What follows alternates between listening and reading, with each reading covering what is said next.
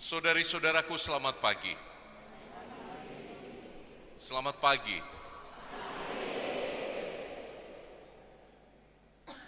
Saya senang bisa berjumpa di kota Anda, kota Malinau. Saya Pastor Koko, atau kalau di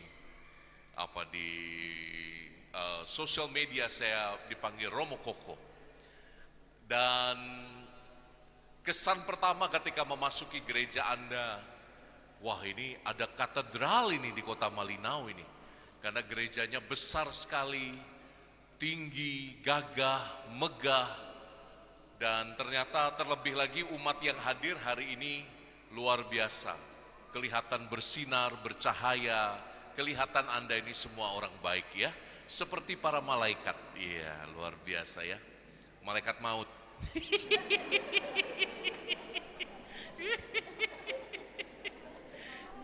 Saudari-saudaraku, hari ini adalah hari pesta apa?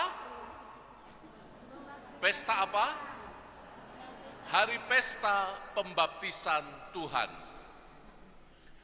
Hari ini kita diingatkan sendiri dengan martabat baptisan kita. Ada yang belum dibaptis hari ini?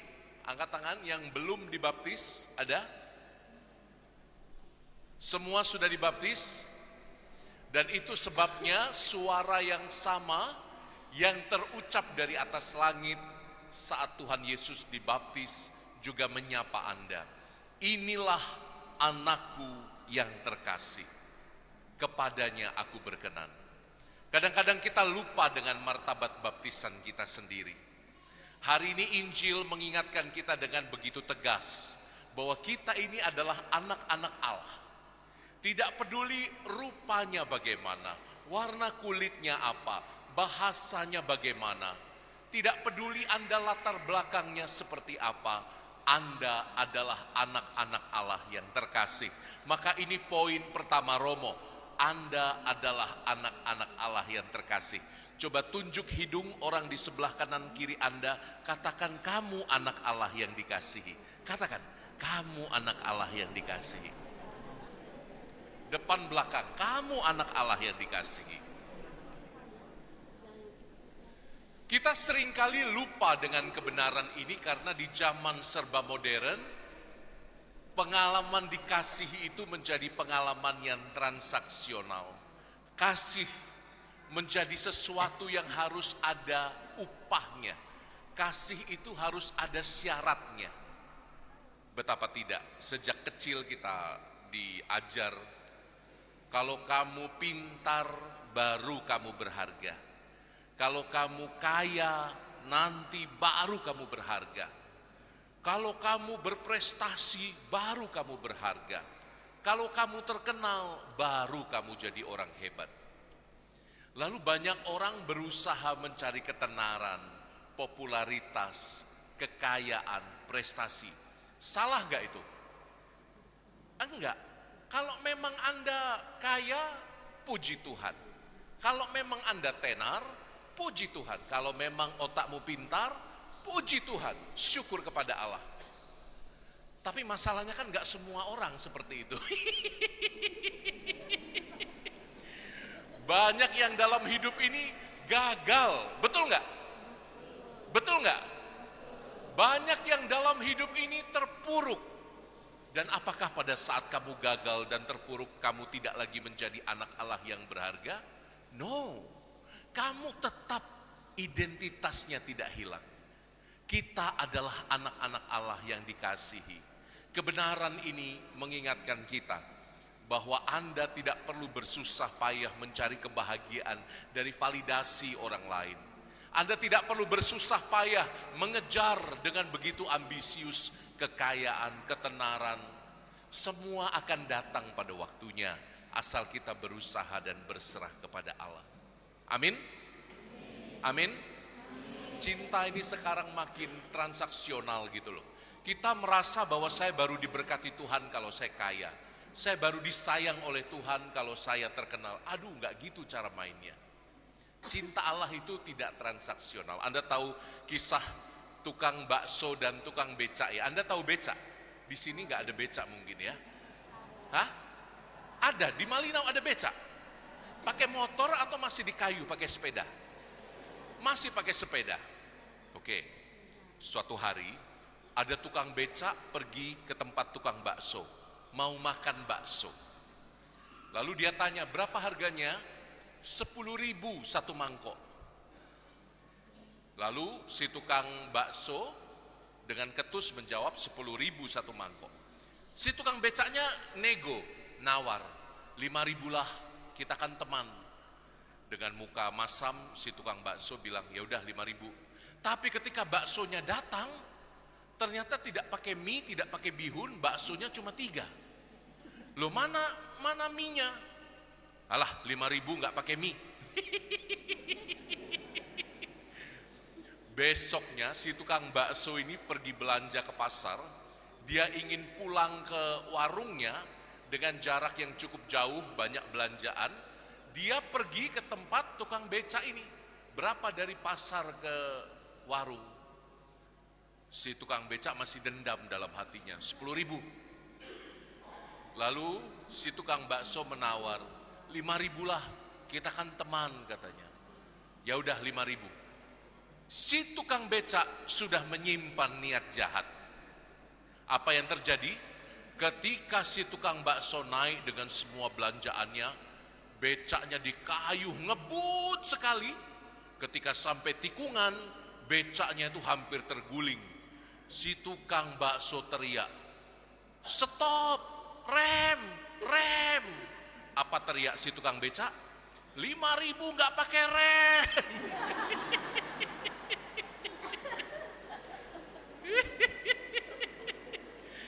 Cinta kadang-kadang seperti itu di level manusia, transaksional.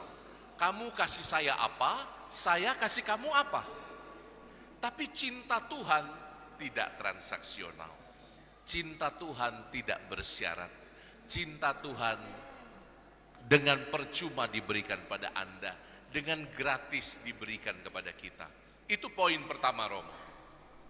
Tapi pertanyaannya, dan ini poin kedua, sekaligus poin terakhir, supaya Anda tidak ngantuk. Banyak yang ngantuk ya ini sepertinya ya. Hah? Kayaknya semalam pada begadang? Enggak ya? Datang ke gerejanya banyak yang terlambat?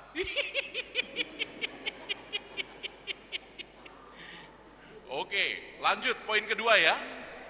Poin kedua, saudari-saudara, setelah kita menerima berkat dari Tuhan, cinta yang tak bersyarat, lalu apa? Nah, ini menarik. Kalau Anda perhatikan bacaan Injil, Yohanes kan bertanya kepada Yesus. Yesus, kok kamu yang dibaptis? Mestinya kan aku yang kau baptis. Aku orang berdosa, kau tidak berdosa. Kau anak domba Allah, kau tidak punya dosa. Lalu untuk apa kau dibaptis? Apa jawab Tuhan Yesus? Ini untuk menggenapkan kehendak Allah. Apa kehendak Allah? Kehendak Allah itu supaya Allah yang tidak berdosa tinggal turun bersama orang-orang berdosa dan menyelamatkan mereka dari dosa. Dan kadang-kadang ini yang kita lupakan. Setelah kita dibersihkan dari dosa dalam baptisan, mestinya kita juga turun ke tengah orang-orang yang berdosa dan kita berusaha menyelamatkan teman-teman semua dari dosa. Kita membawa keselamatan itu kepada banyak orang dan itu persisnya yang Yesus lakukan. Yesus tidak butuh baptisan. Dia Tuhan dan Allah. Tetapi dia rendahkan dirinya supaya dia bisa hadir di tengah orang-orang berdosa. Anda bayangkan kerumunan manusia di sungai Yordan menunggu antri untuk dibaptis dan Tuhan Yesus hadir bersama orang-orang berdosa. Nanti dalam perutusannya kita lihat bagaimana Tuhan Yesus memanggil orang-orang berdosa, dekat dengan mereka, makan dengan mereka, bergaul dengan mereka, menyembuhkan, mengampuni dosa-dosa, membangkitkan orang dari mati. Tujuannya apa? Supaya keselamatan itu dekat pada banyak orang. Maka kalau Anda merasa puas hati dengan keselamatanmu sendiri, Anda belum jadi orang Kristiani yang baik. Kalau Anda masih lebih suka memikirkan keselamatan sendiri, Anda belum jadi orang Kristiani yang baik. Orang Kristiani yang baik harus bisa menyelamatkan orang-orang yang ada di sekitarnya. Amini. Amini. Martabat baptisan Anda membuat Anda penuh dengan kuasa Roh Kudus. Amini. Dan kuasa Roh Kudus itu berkarya halus, lembut lewat panggilan Anda ketika Anda pergi keluar dan berjumpa dengan orang-orang berdosa. Saya bayangkan Tuhan Yesus selalu berdesak-desakan. Di tengah-tengah kerumunan banyak orang berdosa, dia hadir di sana mewartakan Tuhan. Menurut saya ini gambaran yang indah sekali. Dan kita orang-orang dibaptis juga harus seperti itu. Belakangan ini saya merasa orang Katolik itu lemas imannya. Tidak lagi berani bersaksi bahwa Kristus adalah Tuhan. Saya nggak tahu bagaimana dengan Malinau. Tapi kalau saya lihat dulu misalnya Santo Paulus berteriak, Yesus Kyrios, Yesus adalah Tuhan. Apa yang terjadi? Dia diadili, dipenggal kepalanya. Santo Petrus, Yesus adalah Tuhan. Dia disalibkan, kepala di bawah, kaki di atas. Begitu banyak martir sepanjang sejarah memberi kesaksian, berusaha menyelamatkan jiwa-jiwa, tapi yang didapatkan adalah tantangan dan kesulitan. Sementara para pastor hari ini, ketika mewartakan Yesus adalah Tuhan, yang datang adalah kopi dan biskuit. Kayaknya kita ini sudah menjadi lembek kesaksiannya. Anda pikirkan sendiri. Maka pertanyaan saya, apakah Anda siap menjadi pewarta? Apakah Anda siap menunjukkan keselamatan Yesus, martabat baptisanmu kepada banyak orang? Apakah Anda mau bergerak ke tempat-tempat yang sulit, berjumpa dengan orang-orang yang sulit menurut ukuran dunia, berjumpa dengan orang-orang yang berkesusahan? Apakah Anda mau mengingatkan orang-orang untuk keluar dari dosanya, menunjukkan Yesus sebagai jalan dalam hidup mereka? Saya pikir dua hal ini mari kita renungkan bersama di pekan ini. Yang pertama, ingat, Anda anak Allah yang dikasihi. Sekali lagi tunjuk kanan kiri, you anak Allah, you anak Allah, you anak Allah. 1, 2, 3, kamu anak Allah. Belum semuanya ya, tunjuk ya. Saya mau doa, Tuhan Yesus, Engkau mengenal anak-anakmu di sini. Siapa yang gak nurut saya, Tuhan Yesus? 1, 2, 3, Engkau anak Allah. Engkau anak Allah. Hei orang muda, tunjuk, engkau anak Allah. Engkau anak Allah. Sudah? Dan yang kedua, mari kita menjadi lebih dekat dengan orang-orang berdosa, supaya mereka juga merasakan keselamatan dan kasih yang kita rasakan. Tuhan memberkati kita. Selamat pagi semuanya. Walaupun sudah mulai agak ke tengah Januari, tentu masih boleh mengucapkan Merry Christmas and Happy New Year. Walaupun masa Natalnya sudah selesai, karena kemarin sudah ditutup dengan pesta pembaptisan Tuhan, maka warna liturginya sudah hijau, sudah masuk masa biasa, dan siap-siap bentar lagi Imlek. Habis Imlek Rabu Abu. Tahu-tahu kita kayaknya waktu itu berjalan begitu cepat ya. Tapi syukur kalau misalnya kita merasa waktu itu berjalan begitu cepat. Ya. Karena orang-orang ini merasa waktunya lambat. Kalau Anda merasa waktunya cepat dalam hidup Anda, memang sih kalau umur udah banyak, kalau waktu makin cepat kayaknya takut juga ya kan. Tapi kalau buat saya, kalau kita merasa waktu kok kayaknya rodanya cepat sekali. Pertama, berarti Anda sehat. Sehat. Orang-orang yang sedang opname di rumah sakit, itu akan merasa waktu berjalan lambat. Ngitungin kapan infus dilepas, kapan boleh keluar dari rumah sakit, tagihan rumah sakitnya berapa. Nah itu waktunya jadi lambat ngitungnya. Atau yang kedua, kalau Anda merasa waktu begitu cepat, syukurilah. Berarti Anda sedang jadi manusia bebas. Orang yang sedang berada di dalam penjara, itu akan merasa waktu itu lambat sekali. Maka kita lihat di tembok-tembok penjara itu suka ada 1, 2, 3, 4 dicoret. Dicoret, ngitung hari ya. Saya punya teman, dia iseng-iseng beli narkoba secara online. Loh ini udah khotbah pertama ini ya. Eh, dia iseng-iseng beli narkoba secara online. Cuma 0,3 gram. 0,3 gram. Entah yang warna online-nya entah hijau atau oranye saya nggak tahu. Pokoknya beli online, kurirnya yang nganter ternyata adalah polisi. Dia langsung digeret ke kantor polisi Polda Metro Jaya, dikurung di dalam sel 30 orang di dalam 2,5 kali 2,5. Bayangkan 30 orang dalam 2,5 meter kali 2,5 meter, itu cuma bisa empet-empetan pegang jeruji.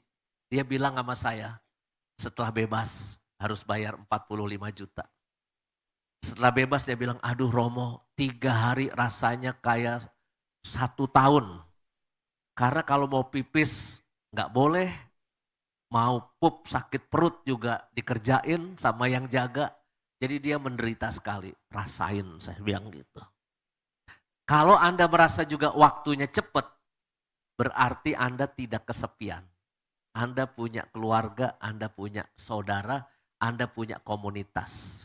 Maka saya kira pada awal tahun ini, kalau kita merasa hidup kok berjalan begitu cepat, puji Tuhan. 1 sehat, 2 bebas, 3 Anda punya komunitas. Dan saya kira Bunda Kudus selalu mengingatkan kita, hidup beriman tidak bisa sendirian. Anda doa sendiri di rumah bisa. Di dalam kamar, komat kamit sendiri bisa. Itu bagus juga. Cuma kalau Anda mau bertumbuh lebih cepat, boosternya itu harus dapat booster, yaitu komunitas. Maka datanglah selalu ketika kita diundang untuk bersekutu bersama seperti ini. Dan ini kita pembukaan tahun baru bersama Bunda Kudus, kita bawa semua doa-doa kita. Ini nanti amplop-amplop kertas-kertas intensi doa akan saya doakan ya. Tadi saya dengarkan dari belakang, tapi sekarang ini biarkan di tangan saya menjadi doa-doa saya buat Anda. Termasuk doa-doa yang dalam hati Anda kita bawa semua dalam Ekaristi ini. Mari kita mohon ampun kepada Allah atas segala dosa dan kelalaian kita. Saya mengaku kepada Allah yang Maha Kuasa dan kepada saudara sekalian bahwa saya telah berdosa dengan pikiran dan perkataan, dengan perbuatan dan kelalaian. Saya berdosa, saya sungguh berdosa. Oleh sebab itu saya mohon kepada Santa Perawan Maria, kepada para malaikat dan orang kudus, dan kepada saudara sekalian, supaya mendoakan saya pada Allah Tuhan kita. Semoga Allah yang Maha Kuasa mengasihani kita, mengampuni dosa kita, dan menghantar kita ke hidup yang kekal. Tuhan kasihanilah kami. Kristus kasihanilah kami. Tuhan kasihanilah kami. Marilah berdoa. Allah Bapa yang Maha Pengasih, kami memuji-Mu atas belas kasih-Mu yang selalu Kau berikan kepada kami. Semoga kami senantiasa memuji penyelenggaraan-Mu yang agung dalam hidup kami.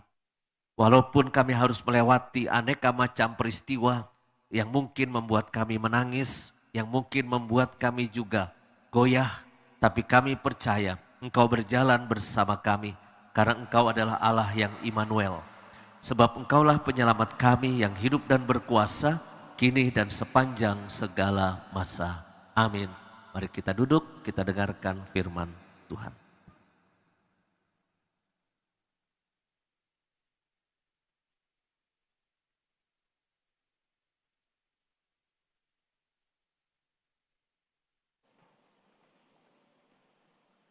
Bacaan dari kitab pertama Samuel.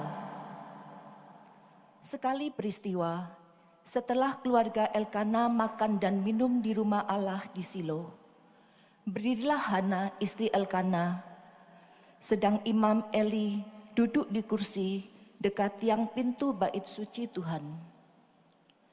Dengan pedih hati, Hana berdoa kepada Tuhan sambil menangis terseduh-seduh.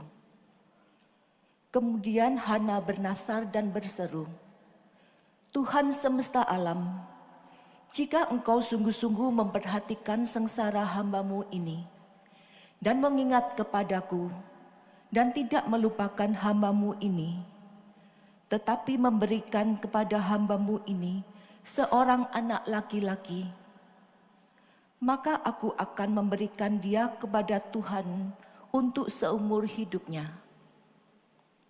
Dan pisau cukur tidak akan menyentuh kepalanya." Hana terus-menerus berdoa di hadapan Tuhan, dan Eli mengamat-ngamati mulutnya. Oleh karena Hana berdoa dalam hati, dan hanya bibirnya saja yang bergerak-gerak, sedangkan suaranya tidak kedengaran, maka Eli menyangka Hana itu mabuk. Eli lalu berkata kepadanya, "Berapa lama lagi engkau berlaku sebagai orang mabuk? Sadarkanlah dirimu dari mabukmu itu." Tetapi Hana menjawab, "Tidak, tuanku, aku tidak minum anggur ataupun minuman yang memabukkan. Aku ini seorang wanita yang sangat bersusah hati. Aku sedang mencurahkan isi hatiku di hadapan Tuhan. Janganlah anggap hamba-Mu ini seorang wanita dursila. Karena besarnya cemas dan sakit hatiku, aku berdoa demikian lama." Maka Elia berkata kepada Hana, "Pergilah dengan selamat, dan semoga Allah Israel memberikan kepadamu apa yang engkau mohon daripadanya." Maka berkatalah Hana, "Semoga hamba-Mu ini mendapat belas kasih daripadamu." Maka keluarlah Hana, ia mau makan dan mukanya tidak muram lagi. Keesokan harinya, Elkana dan seluruh keluarga bangun pagi-pagi. Mereka sujud menyembah di hadapan Tuhan, lalu pulang ke rumahnya di Ramah. Ketika Elkana bersetubuh dengan Hana istrinya, Tuhan ingat kepadanya. Maka setahun kemudian mengandunglah Hana dan melahirkan seorang anak laki-laki. Anak itu diberinya nama Samuel, sebab katanya, "Aku telah memintanya dari Tuhan." Demikianlah sabda Tuhan.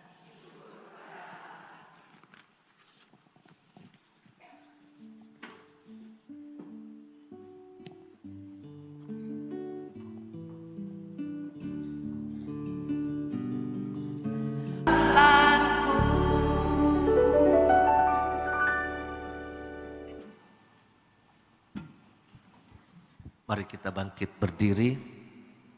Haleluya. Ada solis, silakan.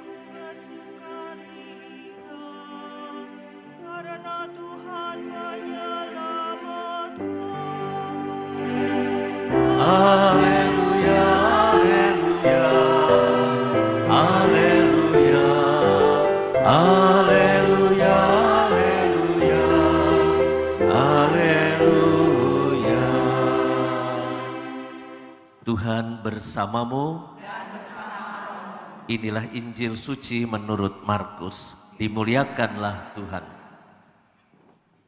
Pada suatu malam Sabat, Yesus masuk ke dalam rumah ibadah di kota Kapernaum dan mengajar di sana. Orang-orang takjub mendengar pengajarannya, sebab ia mengajar mereka sebagai orang yang berkuasa, tidak seperti ahli-ahli Taurat. Dalam rumah ibadah itu ada seorang yang kerasukan roh jahat. Orang itu berteriak, "Apa urusanmu dengan kami, hai Yesus orang Nazaret? Engkau datang hendak membinasakan kami. Aku tahu siapa engkau, yakni yang kudus dari Allah." Tapi Yesus menghardiknya, katanya, "Diam, keluarlah daripadanya." Roh jahat itu menggoncang-goncang orang itu, dan sambil menjerit dengan suara nyaring ia keluar daripadanya. Mereka semua takjub sehingga memperbincangkannya, katanya, "Apa ini? Suatu ajaran baru. Guru ini berkata-kata dengan kuasa, roh-roh jahat pun ia perintah dan mereka taat kepadanya." Lalu tersebarlah dengan cepat kabar tentang Yesus ke segala penjuru di seluruh daerah Galilea. Demikianlah sabda Tuhan. Terpujilah Kristus.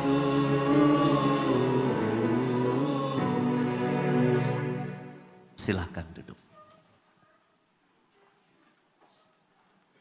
Bapak Ibu, saudara-saudari yang terkasih dalam Tuhan, khotbah hari ini sebetulnya bercampur dengan pengajaran. Maka jangan mengharapkan khotbah yang 10 menit atau 12 menit ya. Siapkan mental Anda mendengarkan khotbah sekitar 2 jam. Nah, entah siap atau enggak. Tapi slide-nya bisa ditampilkankah di TV atau di mana? Tapi kalau di TV enggak lihat wajah saya jadinya ya. Atau kalau memang itu biarkan saya aja yang lihat slide-nya atau ganti-ganti ya ditampilkan terus. Karena slide saya pendek-pendek sebetulnya. Hari ini kita mendengarkan bacaan Injil tentang penderitaan Hana. Hana itu nikah sekian lama lalu gak punya anak. Maka dia berdoa sedemikian rupa, bahkan oleh Eli dikira dia itu sedang mabuk. Karena saking sedihnya, doanya itu gak keluar kata-kata, dia hanya komat kamit, saking sedihnya. Yang bacaan Injil, kisahnya tentang orang yang kesurupan roh jahat. Ya. Maka kalau tema kita hari ini soal blessing in disguise, berkat di balik kesusahan hidup atau persoalan-persoalan, mungkin nanti kita kaitkan dengan bacaan-bacaan kitab suci hari ini. Dulu saya punya karyawan di Gedung Karya Pastoral Kuskupan Agung Jakarta. Profesi dia di gedung itu karyawan sebagai office boy. Asli orang Jawa, Purworejo. Agamanya Muslim. Jadi nggak ada sama sekali darah barat ataupun pokoknya asli orang Jawa, Purworejo. Dia nikah 10 tahun sama istrinya, tapi belum dikaruniai anak. Lalu suatu hari datang kepada saya, Romo, tolong doain saya dan istri saya supaya kami punya anak 10 tahun belum ada hasil. Lo ajak ke sini dong Mas istrinya. Aduh nggak bisa Romo, istri saya buruh pabrik sehingga susah buat ke katedral. Ya udah ada fotonya nggak Mas? Oh ada. Maka Mas Tri kasih unjuk foto dia sama istrinya. Lalu saya doakan, saya berkati. Mas Tri, sekarang saya doakan nanti malam Mas Tri berusaha ya, saya bilang gitu. Karena kalau cuma saya doain, ntar malam dia nggak berusaha, nggak hamil juga dong ya kan. Maka pagi saya doakan, malam dia berusaha. 3 bulan kemudian dia datang lagi dengan penuh wajah yang ceria. Kalimatnya apa? Romo, kabar gembira.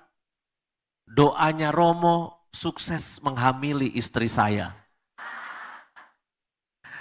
Lalu saya bilang, Mas, doanya harus kenceng nih katanya. Karena kalau doanya ini nggak kenceng, nanti yang terdengar cuma Romo menghamili istri saya. Padahal kan doanya Romo menghamili istri saya. Weh, congratulations ya Mas, selamat. 9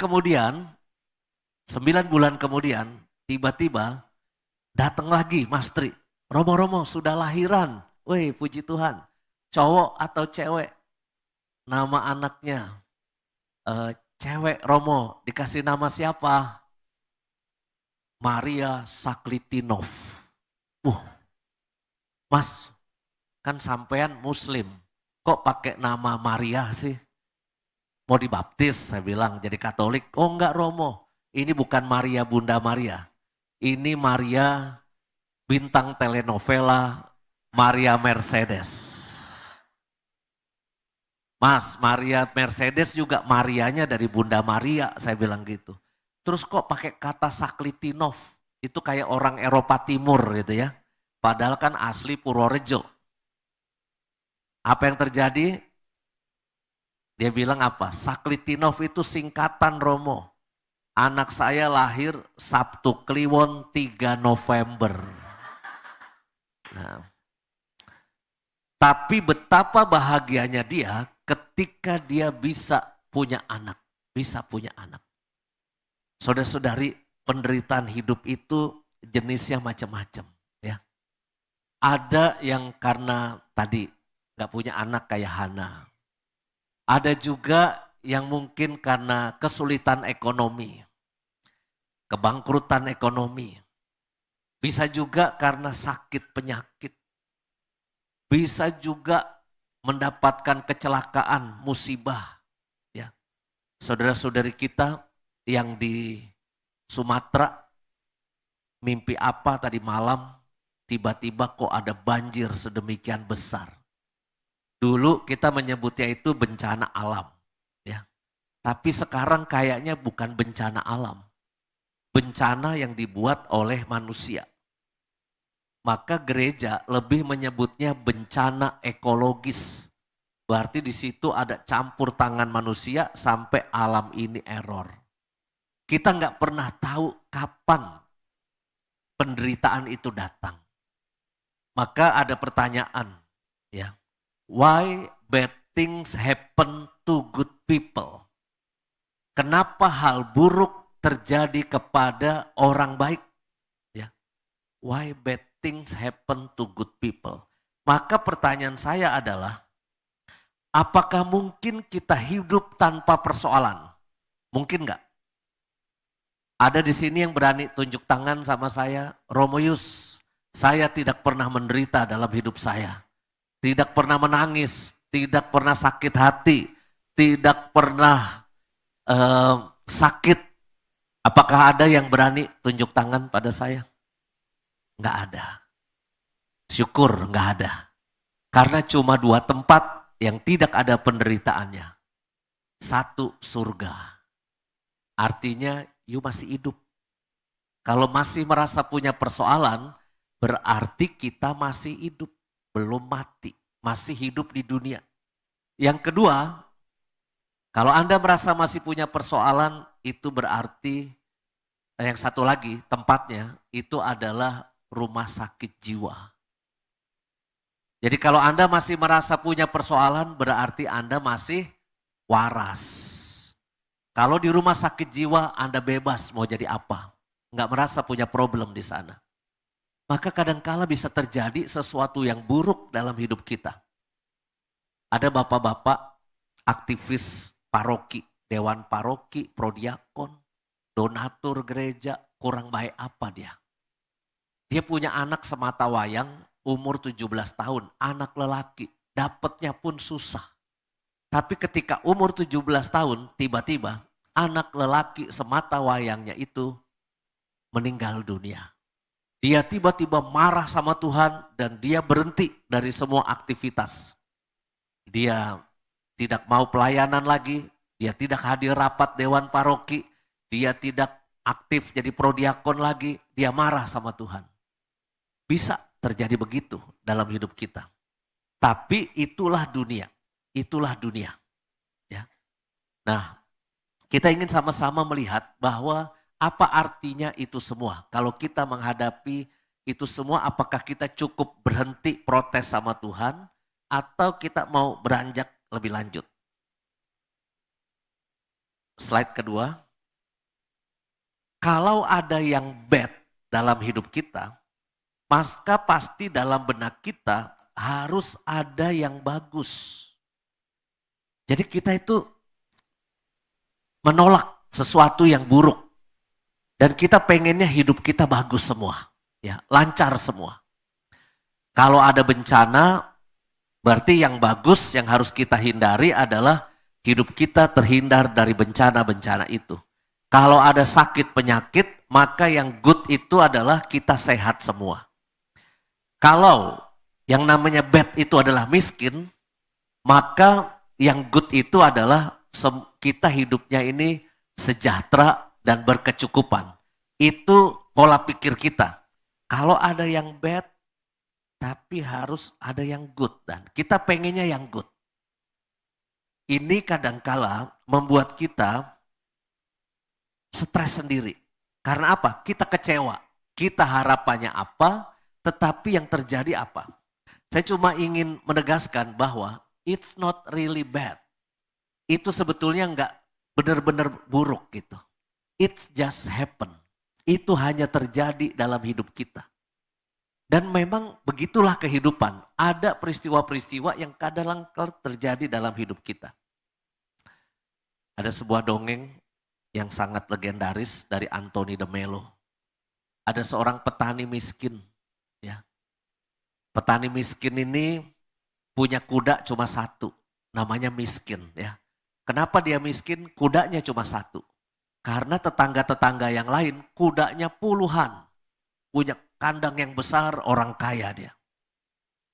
Nah, suatu ketika kuda satu-satunya Pak Tani itu kabur ke hutan belantara. Maka Pak Tani makin miskin. Dari tadinya miskin, sekarang miskinnya itu ekstrim. Makin gak punya apa-apa. Maka tetangga-tetangga mencoba menghibur dia. Dengan kalimat, aduh kasihan ya Pak Tani, sekarang hidupnya makin miskin. Kata tetangga-tetangga. Tapi aneh, Pak Tani itu berkata apa? Peristiwa baik, peristiwa buruk, siapa yang tahu? Nasib baik, nasib buruk, siapa yang tahu? Setelah itu, ternyata kuda yang kabur ke hutan tadi, kuda cewek yang cakep. Di hutan dikejar-kejar sama 20 kuda cowok, kuda liar. Ini kuda cewek dikejar sama kuda-kuda liar. Saking takutnya tuh kuda masuk ke kandang Pak Tani pulang. 20 kuda masuk ke kandang Pak Tani juga. Ditutup sama Pak Tani.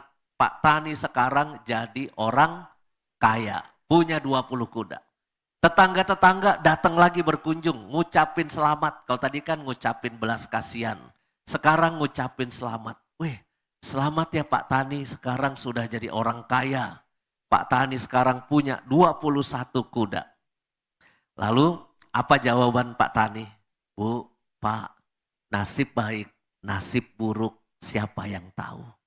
Hatinya tetap cool, tidak sombong. Dia nggak bilang, iya nih sekarang gue orang kaya gitu ya. Enggak, dia nggak ngomong gitu. Dia cuma ngomong nasib baik, nasib buruk, siapa yang tahu? Kuda liar yang datang ini dilihat oleh anak lelakinya satu-satunya. Wah, saya pengen naik kuda baru. Maka anak lelaki itu naik kuda baru, namanya kuda liar, kedubak, kedubak, kedubak, kedubak, ting, beletak, kakinya patah. Tetangga-tetangga besuk, aduh Pak Tani kasihan ya, anak Pak Tani satu-satunya kakinya patah. Apa jawaban Pak Tani sekali lagi? Nasib baik, nasib buruk, siapa yang tahu? Seminggu kemudian tentara kerajaan datang. Talalalat, talalalat, pengumuman, pengumuman. Anak-anak lelaki yang sehat ikut wajib militer untuk perang. Sedangkan yang sakit, yang masih kecil-kecil tidak usah ikut wajib militer. Anak-anak tetangga ikut wajib militer untuk perang. Anak Pak Tani karena kakinya lagi patah, lolos tidak ikut wajib militer. Tetangga nangis-nangis ke Pak Tani. Aduh Pak Tani seneng ya, Sekarang anaknya tetap di rumah, anak-anak kami dibawa untuk perang. Aduh Pak Tani pasti senang. Apa jawaban Pak Tani? Nasib baik, nasib buruk, siapa yang tahu. Ya. Saya bisa lanjutin cerita nasib baik, nasib buruk sampai nanti jam 3 sore. Ganti-ganti aja hidup kita. Tapi itulah episode hidup kita loh. Ya. Tuhan itu punya ritmenya sendiri buat hidup kita. Ya. Ada saat kita tertawa dengan segala keberhasilan kita. Tapi mungkin ada momen juga kita sedih hati dengan kegagalan dan persoalan kita. Dan itu biasa. Dalam hidup itu biasa. Ya. Karena itulah. Ya. Nah, slide ketiga.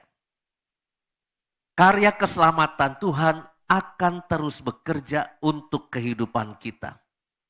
Peristiwa hidup akan terus berganti sampai nanti pada kesudahannya.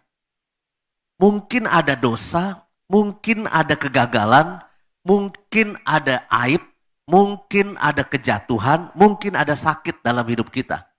Tapi percayalah, karya keselamatan Tuhan akan terus terjadi dalam hidup kita. Ya. Di kitab suci ada contoh, Daud melakukan kesalahan besar dalam hidupnya.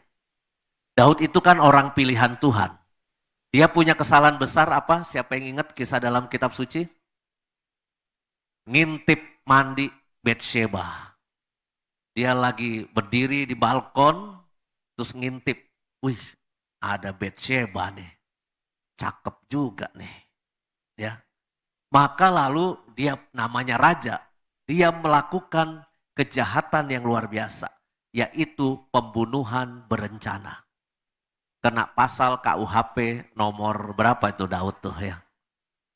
Karena apa? Si Uria, suaminya Betsheba, disuruh perang yang pasti akan kalah, yang pasti akan mati.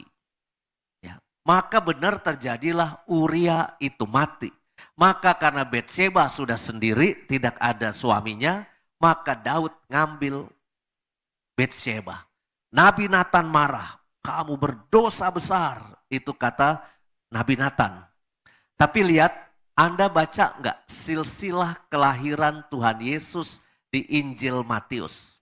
Ya, di situ mulai dari zaman ke zaman, Adam dan Hawa dan seterusnya, sampai ada kalimat, Daud memperanakan Salomo dari Betsheba, istri Uria. Ya. Salomo memperanakan ini memperanakan itu memperanakan ini, sampai lahirlah Yesus Kristus. Ya. Lalu ada umat yang bilang sama saya, Romo, untung ya Daud ngintip Betsheba. Coba kalau Daud gak ngintip Betsheba, Yesus Kristus tidak lahir. Ya gak gitu logikanya saya bilang. Ya. Kesalahan tetap kesalahan, tapi karya keselamatan Tuhan tetap terus terjadi. Kita punya sakit, kita punya penderitaan, kita punya luka, ya itu bisa terjadi kapan tahu ya. Tapi setelah itu selesai, ganti lagi masa yang lain, lalu masuk lagi peristiwa yang lain. Tapi saya percaya ya, karya keselamatan Tuhan itu tetap terjadi buat hidup kita. Suatu ketika ada peristiwa di Jakarta, sekitar 25 tahun yang lalu, udah lama ya. Seorang bendahara paroki berhasil ngeluarin duit dari gereja sebesar 400 juta rupiah untuk beli apartemen pribadi. Pernah kejadian, waktu itu sistem keuangan gereja belum sebagus sekarang. Sehingga bendahara paroki bisa ngeluarin duit 400 juta, dibeliin apartemen pribadi. Setelah sebulan kemudian baru tahu, Romonya baru tahu, duit kita hilang 400 juta. Selidik punya selidik, wah ketahuan yang ngambil bapak ini untuk beli apartemen. Lalu disita, sertifikatnya diminta. Romonya pinter, ketika misa hari Minggu, pas pengumuman gereja sebelum berkat, Romonya itu kasih pengumuman. Bapak-bapak, ibu-ibu umat paroki, ada kabar gembira buat gereja kita. Kita dapat sumbangan 1 buah apartemen dari seorang donatur. Maka kalau ada ibu bapak yang sedang membutuhkan apartemen, tolong hubungi saya atau sekretariat paroki. 100% pembelian itu akan diserahkan untuk paroki kita. Tidak dipotong apapun. Pokoknya itu sumbangan murni. Maka mari kita sambut dengan gembira donatur kita. Setelah 1 minggu, apartemen itu laku dijual dengan harga 550 juta. Jadi cuan berapa? 150 juta. Yang dicolong 400, lalu bisa balik 550. Wih, dalam tempo waktu 1,5 bulan. Investasi di mana itu untung 30% selama 1,5 bulan, nggak ada gitu. Weh, dewan parokinya langsung, Bapak engkau sungguh baik. Weh. Kesalahan tetap harus ditunjukkan. Bahwa dosa korupsi itu harus dinyatakan itu sebuah kesalahan. Itu mungkin luka di paroki, duitnya diselewengkan oleh orang. Tapi karya keselamatan Tuhan tetap terjadi. Tetap terjadi. Bapak Ibu, mungkin kita punya peristiwa-peristiwa tertentu dalam hidup ya. Tapi percayalah, pasti karya keselamatan Tuhan tetap akan terus jalan. Mungkin anak Anda sekarang bikin susah hati Anda. Ya. Tapi percayalah suatu hari nanti, karya keselamatan Tuhan untuk anak itu pasti akan terus berjalan. Mungkin suami Anda bikin ruwet keluarga sekarang ini. Tapi percayalah, suatu ketika akan terjadi keselamatan di dalam diri dia. Ya. Maka saya kira ini penting nih, untuk melihat perspektif karya keselamatan Tuhan tidak akan berhenti. Kalau persepsi Pak Tani tadi kan, nasib baik, nasib buruk, siapa yang tahu. Sampai akhirnya pada kesudahannya, kita melewati macam-macam, lalu kita take off ke surga. Selesai. Dan hidup abadi di surga. Dan percayalah ya, bahwa penderitaan ada yang bisa selesai di dunia ini, puji Tuhan. Tapi mungkin ada juga penderitaan yang harus kita bawa sampai mati juga ada. Ya. Jadi ini yang mungkin harus kita catat. Nah, berikutnya. Kita harus punya kekuatan mental dan keteguhan iman. Pencobaan kita saat ini adalah pencobaan yang biasa. Itu dari 1 Korintus bab 10 ayat 13.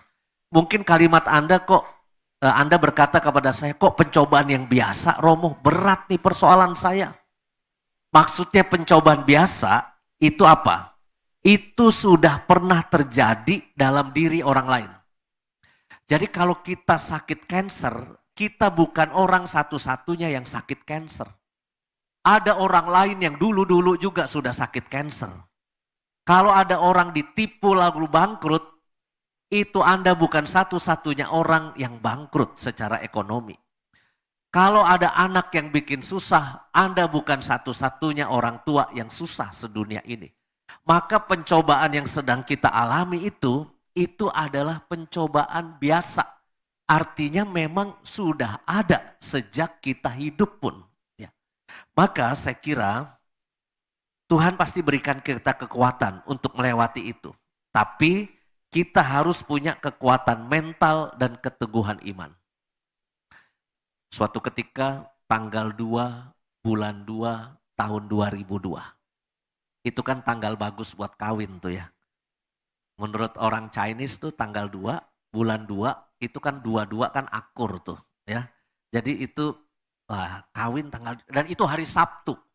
Maka yang terjadi di Jakarta waktu itu, dan saya yakin di Surabaya juga, banyak rencana pernikahan. Tanggal 2 bulan 2 2002. Tapi yang terjadi, Jakarta waktu itu mengalami banjir yang luar biasa. Super banjirnya. 10 hari nggak berhenti banjirnya. Dan banjirnya cuma 1 mata kaki tapi di lantai 2.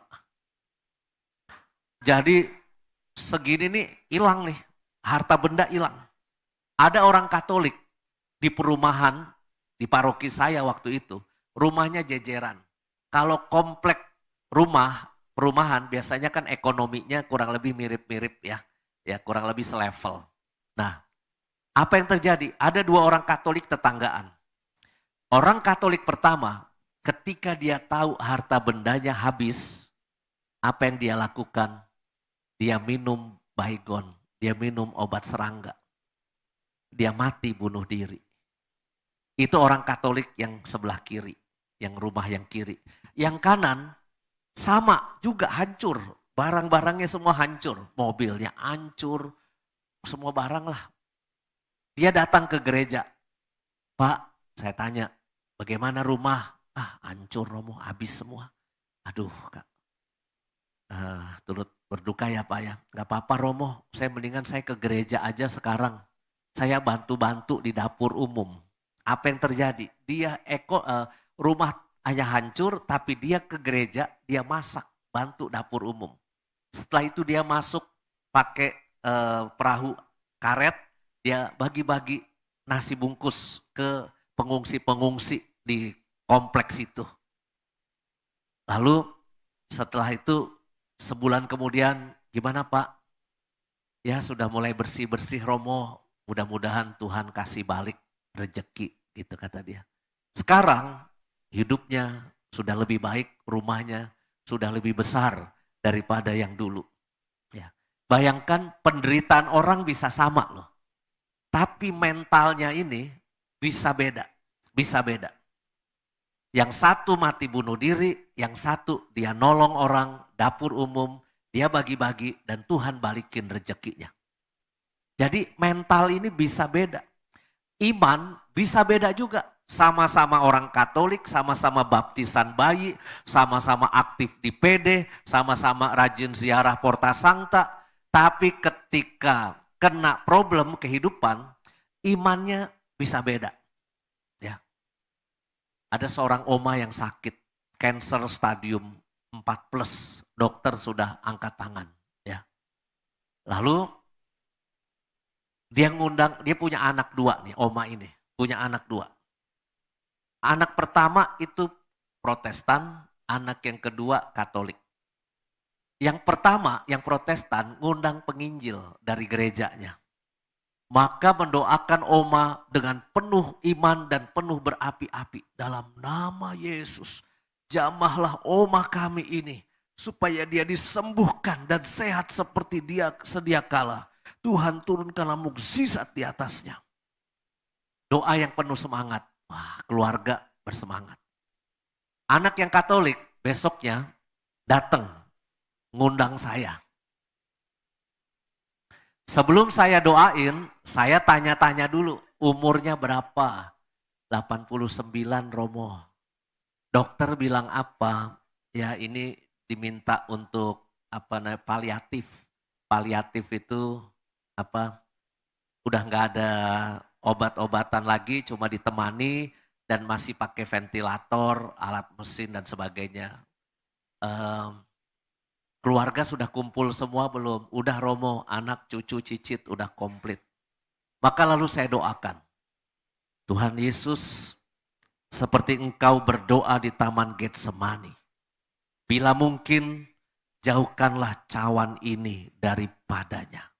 Tetapi bila tidak mungkin, bukan kehendak kami yang terjadi, melainkan kehendak-Mu yang terjadi. Ada yang salah nggak dari doa saya? Nggak ada, itu doa Taman Getsemani. Saya dicemberutin sama anak yang pertama. Karena dia pikir saya mendoakan mamanya supaya cepat meninggal. Dan betul besoknya meninggal emang. Tapi dalam iman saya, ini kan mungkin baiknya dia ke surga gitu ya. Karena mau sembuh juga umur 89, ventilator udah berbulan-bulan, mau seperti apa gitu dalam hati saya. Dia berhak untuk terbang ke surga dalam hati saya gitu. Ibu saya sakit, Mungkin saya pernah cerita dan Anda sudah pernah dengar. Ya. Dokter panggil saya dan abang saya. Romo, ini kondisi ibu. Ibu tuh ususnya sudah sangat parah. Pendarahannya itu luar biasa. Depan belakang. Pendarahannya itu depan belakang ya. Terus gimana dok? Saya tanya. Kemungkinan pertama, mari kita operasi. Kita potong ususnya ibu. Tapi menurut kami tim dokter, kemungkinan ibu akan meninggal dunia di meja operasi. Itu kata dokter. Terus saya bilang, ya udah nggak usah kemungkinan pertama. Saya nggak tega juga ibu saya dibelek-belek perutnya, ujung-ujungnya meninggal juga kan nggak usah lah.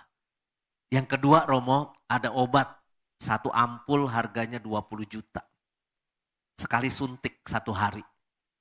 Ini mudah-mudahan bisa Romo. Kalau keluarga mau dan mampu, kita coba. Saya langsung saling pandang sama abang saya. Sambil ngukur isi dompet masing-masing kan. Lu kuat berapa, gua kuat berapa gitu kan. Yang ketiga, kalau keluarga nggak mau, nggak mampu, kita transfusi darah aja sambil disuntik morfin untuk nahan rasa sakit ibu. Kemungkinan keempat, kita lepas semua alat-alat ini, transfusi juga stop, ditungguin aja di kamar sampai ibu selesai. Ya. Saya langsung ambil keputusan sama abang saya, mari kita kasih obat yang 20 juta itu. Ya. Karena masih ada terbersit di sini, ibu saya, iman saya berkata, saya pengen ibu saya sembuh gitu. Ya. Sebagai anak, saya harus melakukan itu. Ya. Sesusah-susahnya kita pasti mencoba. Pinjol-pinjol deh dalam hati saya gitu maksud saya. Setelah itu kita tanda tangan. Oke, setiap hari 20 juta. Ya. Kalau kakak saya kan ngomong sama istrinya. Kalau saya ngomong sama siapa coba ya kan? Sama Tuhan nggak turunin duit juga langsung Tuhan ya. Ngomong sama uskup saya cuma dikasih berkat kali. Ya. Lalu di rumah pulang saya ke meja komputer. Saya bikin buku misa kematian ibu saya.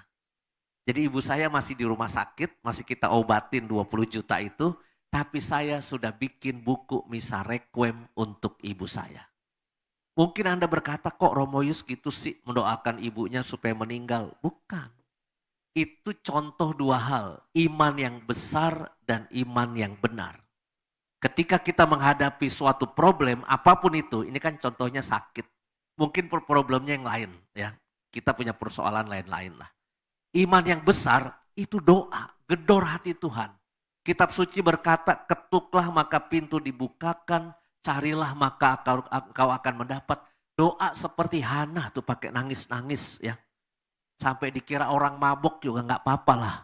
Kadang-kala kan kita doa saking kusuknya sampai dikira orang gila ya kan. Ada orang di Katedral Jakarta, itu ngusap-ngusap kaki patung Pieta sambil nangis-nangis gini. Security sampai datengin, ini jangan-jangan orang stres gitu loh. Tapi emang orang lagi susah punya penderitaan gitu. Gedorlah hati Tuhan, ini namanya iman yang besar. Tapi iman yang benar, you harus mampu berkata, bukan kehendakku yang terjadi ya Tuhan, tetapi kehendakmu yang terjadi. 3 hari kemudian ibu saya meninggal dunia. 3 hari setelah dikasih obat. Kayaknya ibu saya tahu isi dompet anaknya seberapa. Udah 3 kali suntik aja deh katanya gitu. Mendingan duitnya buat cucu-cucu. Mungkin ibu saya berkata begitu dalam hatinya. Tapi inilah kehidupan. Ya. Kita mudah-mudahan Anda hidupnya baik-baik semua pasti.